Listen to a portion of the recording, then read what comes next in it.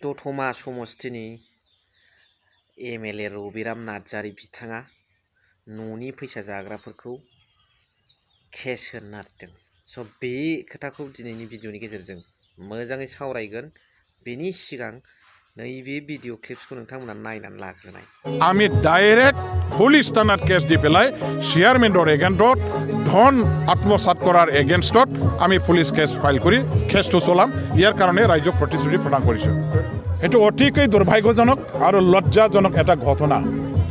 গৃহহীন আমার গরিব দুখীয়াসকলৰ কারণে আমার কেন্দ্রীয় সরকারে যিটো ঘর বনাবৰ কারণে PMAY আঁচনিৰ অধীনত ধন আবণ্টন দিছিলে, সেই ধনটো এতিয়া 40,000লৈকে টকা যেতিয়া বেংকৰ পৰা ড্ৰ কৰিলে ঘৰ বনোৱাৰ নামত, সেই টকাখিনি আমাৰ চেয়াৰমেনবিলাকে আমাৰ হিতাধিকাৰীসকলৰ পৰা বিচাৰি জোৰ জুলুমভাৱে তেওঁলোকে তেখেতসকলকহে দিব লাগে বুলি জোৰ জুলুমভাৱে কৈ মিলি উঠাই লৈ গৈছে হিতাধিকাৰীবিলাকৰ পৰা। আৰু ঘৰটো নবনোৱাকৈ তেখেতসকলে গোটেই টকাটো আত্মসাত কৰিছে। আৰু এতিয়ালৈকে ঘৰ বনোৱা হোৱা নাই।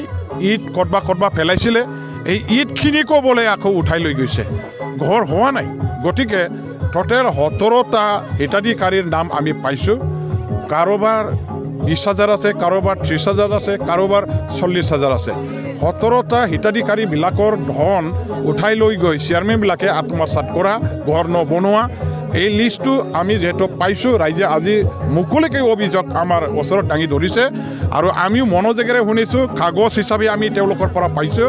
আমি 2 দিনৰ ভিতৰতে BDO মহোদয়ৰ লগত কথা পাতিম, কচুগাঁও ডেভেলপমেণ্ট ব্লকৰ BDOৰ লগত কথা পাতিম আৰু তেখেতক আমি ক'ম 2 দিনৰ ভিতৰতে ঘৰটো বনাওক, নহ'লে আমি ডাইৰেক্ট পুলিচ থানাত কেছ দি পেলাই চেয়াৰমেনৰ এগেণ্টত ধন আত্মসাত কৰাৰ এগেনষ্টত আমি পুলিচ কেছ ফাইল কৰি কেছটো চলাম। ইয়াৰ কাৰণে ৰাজ্যক প্ৰতিশ্ৰুতি প্ৰদান কৰিছোঁ। बरिया सार, you are the great। बे रबिराम नार्जारी सार बादिसो जानांगौ एमएलएआ। रायजो राजानि ग्रिभेन्सेस, गोदोनि राजा रानिफ्राबो बिदिनोमोन। रायजो राजाफ्रा मा ग्रिभेन्सेस दङ, दुखु जारलाफोर दङ, बेखौ सहाय खालामो।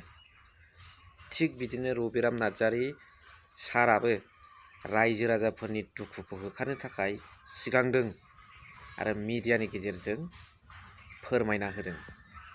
जोबोद मोजां खामानि। बेबादि साफ्रोमबो MLA, MCLA, MP, minister, prime minister, chief minister, deputy CM प्रमद बर' सारमोनाबो बेबादि जायोब्ला रायजो राजानाव बेनिफ्राय साबसिन गोजोननाय आरो माथो थाबावनांगौ। कचुगाव डेभेलपमेन्ट ब्लकनि आन्डाराव थानाय गोबां PMAY न'नि बेनिफिसारिसफोरनि न'फ्रा दिनैसिमबो जाफुङाखै, लुफुंनो हायाखै। आरो बिथांमोननि बेनिफिसारि बिथांमोननि फैसाखौहाय जर जबरदस्ति भाबै BCDCनि चेयारमेनफोरा लामायाव लाखिनानै बेंकआव जमनानै फैसाखौ नाजावनानै लायो। बिनिफ्राय सोरनावबा 40,000, सोरनावबा 10,000, सोरनावबा 20,000 लादों। दा बेथ' जर जुलुमै फैसा लुथिनानै लानायसो। दा बेबादि जर जुलुमै फैसा लुथिनानै लानायनि एगेन्स्टआवहाय रबिराम नार्जारी बिथाङा केस होगोन। जोबोद मोजां खामानि। रायजो राजानि थाखाय बिथाङा बे केसखौ गेलेनो रेडि। जुदि साननैसो डेट होदों, साननैसोनि गेजेराव न'खौ मावफुङाब्ला। दा ओरैबादि जाय समावहाय सान्ति सुक्तिनि नाम लानानै फोसावगासिनो दङ मिडिया, पेपारे कागजे। सान्ति सुक्ति जाखांनायनि उनावबो बेबादि मोनसे जाख्ल'नाय, गोरिब गुन्द्राफोरनि फैसा लुथिनाय, PMAY न'नि थाखाखौ लुथिनाय, बेफोर मारै सोलिबावनो मोनखो? जाख्ल'नाय गैयै सरखार, सोलायनाय नांगौ होननानै बिथांमोना स्ल'गान होदोंमोन। परिबर्तन सरखार होननानै बिथांमोना गान बाजिना दामदोंमोन। थारैनो सोलायनाया बेसो नामा? जाख्ल'नायनिसो सोलायनाय नामा? आरो जाख्ल'नाय गैयै होननाया अनलि इन मिडिया नामा? मिडियायावल' बुंनायावल' नामा? नाथाय सिङावदि जाख्ल'गासिनो दं। दा बेनि सायाव प्रमद बर' सारा मा स्टेप लायो? ओजों रबिराम नार्जारि सारा साननै डेट होबाय फुरा स्टेप लाखागोन आरो रायजोफोरनि मोननांगौ जेखिनि थाखा बेखौ आदाय खालामना होगोन। न'आ जाफुंनांगौ, न'आ जाथारनांगौ। बेयो भिडिअजों बिथाङा रायज्लायसिगोन होननानै फोसावबाय। माब्रै जाखो? माब्रैहाय मोनसे ओनसोलनि गोबां सुबुंफ्रा, गोबां बेनिफिसारिसफ्रा गाव गावनि न'खौ लुफुंनानै लानो हायै अबस्थासिम फैनांखो? गाव फैसा बाहायनानै गाव लुनो हायाखैमोनबा आलादा खोथामोन, नाथाय बिथांमोना स्पस्ट फोरमायबाय। VCDCनि चेयारमेन बिथांमोना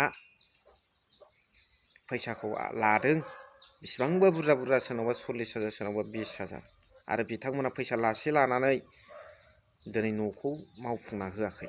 दिनैनि बे सोदोमस्रि गोनां, जौ जुवा लोङै गेलेयै सोदोमस्रि गोनां मोनसे पार्टिनि मोनसे सरकाराव बेबादि जाख्ल'नाया बोरै थानो मोनखो? बे आंनि मोनसे गेदेर प्रश्न। मानगोनां रायजोफोर, जाय सरकारा दिनै नों आंजों गोरिब गुन्द्राफोरनि न'नि मोननांगौ फैसाखौ लुथिनानै लादों, लुटपाट खालामनानै लादों, बेबादि सरकारखौ रायजो राजाफ्रा मदद होबावगोनसो? मदद होबावगोन ना होबावा बेखौ फोरमायहरदोल' कमेन्ट्सनि गेजेरजों। न' गंसेयावनो जुदि 30,000 40,000 फैसा लानांगौब्ला मा जाखो बेयो? आगोलनि 17 बोसोराव बेबादि लादोंमोन नामा? न' गंसेयावनो 30,000 40,000। नाथाय दिनै परिबर्तननि सरकारावसो नुनो मोनबाय न' गंसेयावनो 30,000 40,000 थाखा लानाय। बेखौ होनो हायैनि केस होजाबावसै। होनांगौ केसखौ दुमबावनांगौसो। बबेनि चेयारमेन बियो?